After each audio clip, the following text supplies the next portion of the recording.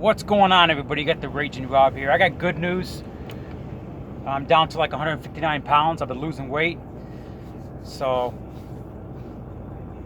I've been really exercising off. I'm getting my weight down. I feel good. So yeah. Anyway, happy 9/11, everybody. Want to give you a little story about where I was on 9/11. I was 18 years old.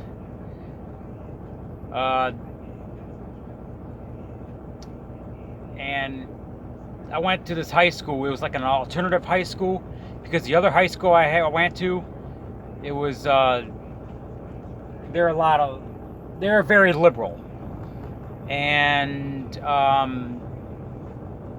grew up in this area. It was like a Richie Rich town. It was kind of like middle class, and the rich were taking over. So anyway, it was in the suburbs of Detroit. And I dropped out of the school because they put me in this stupid class that they figure I needed, and I told them I want out of it because I was in that same class the year before, and it didn't do me any good. So I told them, hey, I want out of this class. And it wasn't even required for graduation. I'm not gonna say what the class was, but it was stupid. You know, the teacher was stupid.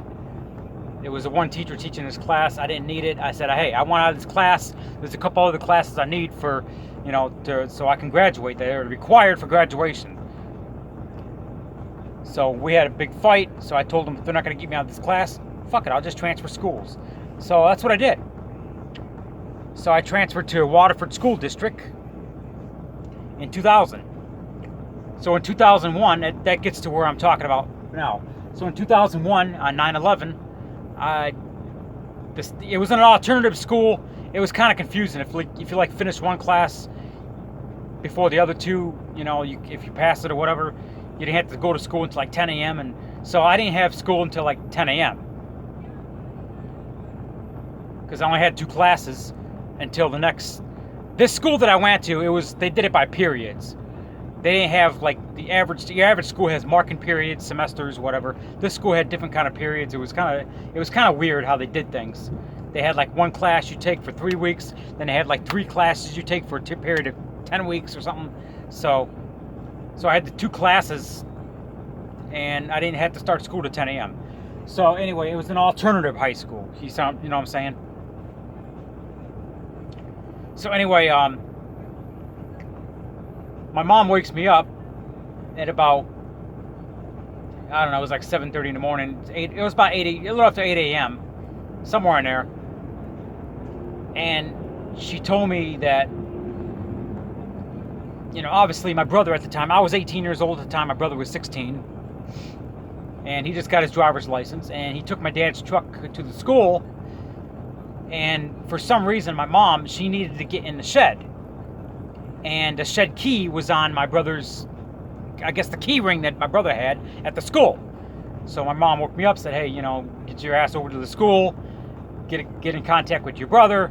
I need to get in the shed. I need this key. I'm like, all right. So I went over to my brother's school. My brother, I think, was in the 10th grade at the time. I was in this alternative school. So I get over to the school, and I get into the office, and I talk to whoever, the secretary, whatever, who was ever in the office, and I said to her, hey, I need to get a hold of my brother. He's got this key that my mom needs. Okay, we'll get a hold of him. Sat down, looked up at the TV, and I seen that one of the towers was on fire. I'm like, what the fuck is this? And it was live. And there was a couple of students. There was one student who was on the phone with somebody, I think her mom or whatever. Like, yeah, one of the towers is on fire, and people were just gawking at the TV. I'm like, at this point, it was one plane that hit the tower, and I thought maybe there was a small plane that, my first initial thought was, oh my God, a small aircraft that, I don't know, maybe he had mechanical problems and he missed the airport or something. He hit the tower. But then this was live, and I seen something behind one of the other towers. I'm like, and I thought is that another airplane going behind the other tower? I'm like, what the hell? I thought maybe it was a helicopter, I thought maybe it was a helicopter, like a news helicopter, you know, circling around and getting the footage. But then I seen an explosion. I'm like, what the fuck had just happened? And I just watched live the second plane hit the second tower live. I watched it live. I'm like, well, this is not right. And I thought to myself, terrorism. I mean, I can only, it's not to think, you know. And I remember reading the newspapers months before, and they kept talking about this guy named Osama bin Laden, and you know, and I just thought about terrorism, and that's where I was. So I was able to, I think I was able to get a hold of my brother or something.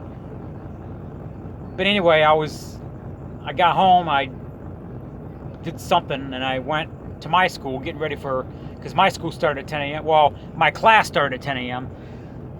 So I was en route to my school in Waterford, Michigan, going to my school, and I listened to the radio, and they said breaking news out of Washington, D.C. A plane just hit the Pentagon. And that feeling that went through my body was like, oh my God, are we really in freaking Civil War? Or freaking, you know, I thought World War III was going to break out. I didn't know what to think. Like, oh my God, we're really in the middle of a war right now. Somebody declared war on us. I got into the parking lot of the school, and there was like 2 or 3 students getting out of the car, and one of them yelled at me, a plane just crashed into the Pentagon. I'm like, yeah. So I go into the school, get into my class, and everybody was staring at the TV, and it was just silence, and you know, it was crazy. And then they had breaking news, and it came over the TV that another plane crashed in Pennsylvania, and I'm like, Jesus Christ. So when lunchtime came, I went out to the lunch. I talked to the security guard, and he's like, well, I don't know if you just heard, but one of the towers just collapsed. And it was freaking scary. And you know, this was our modern day Pearl Harbor. So it was one of those days that you knew where you were exactly that day. Sort of like when Michael Jackson died. Sort of like the JFK assassination. I remember my dad telling me a story about the JFK assassination, where he was that day. My dad was 13 years old, and he was stopped at a traffic light, and they announced over the TV that JFK was assassinated, and he seen the woman in front of him, the car in front of him, the woman grab her head like this, like, oh my God, you know. And my mom told me that she came home from school, she was like 9 years old, and her mom was crying, which would be my grandma. God rest her soul. God rest both their souls. And she's like, her grandma, you know, her mom was crying real bad, and that's when she found out that JFK was assassinated. When Michael Jackson died, I was still truck driving. I started truck driving in 2004. I was, I believe, 25. I was born 82, 26. I'm trying to do the math here, 26. I was 26. And I was just coming out of LA. And Michael Jackson died in LA. And I was just coming out of LA. I stopped at that Pilot truck stop. I was 26 years old. I stopped at a Pilot truck stop, exit 120 off the I-10. Went inside the Wendy's there. And at this time, I was dating this black girl named Kalisa. You probably know her. I've probably mentioned her on Twitter a few times. So anyway, I was sitting there at Wendy's, and they kept playing Michael Jackson songs over and over and over. And I got a phone call, and Kalisa called me on the phone and said, hey, did you hear Michael Jackson died? I'm like, what? No way. So it was one of those days you always remember where you were that day. So that's where I was on 9/11. And it just happened that I was 18 years old, and the girl I was dating at the time, her name was Jennifer,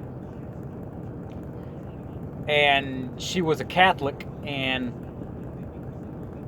her birthday was on 9/11. And I went to Jennifer's house that day, and she turned 19 years old that day. And it was like 3 years later she had an abortion, so she's a baby killer, and we don't talk anymore.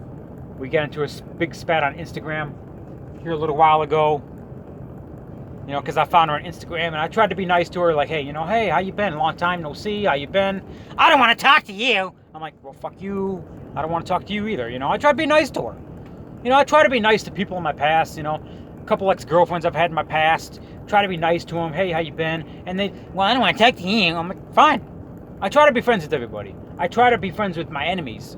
You know, sometimes I don't want it. You know, I'm not a bad guy. I'm a good Christian guy. I serve the Lord Jesus Christ.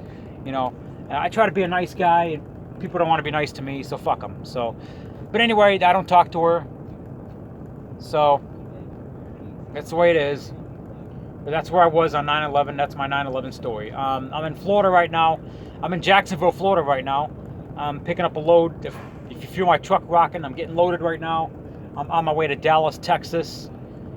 So just to update where I'm at, and that's my 9/11 story. So put in the comment section below your 9/11 stories, or do a YouTube video and put in the comment section below the links to your 9/11 stories if you want. Whatever. If not, whatever. I don't care. All right.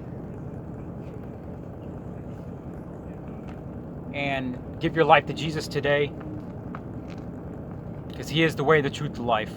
Anyway, I'm out.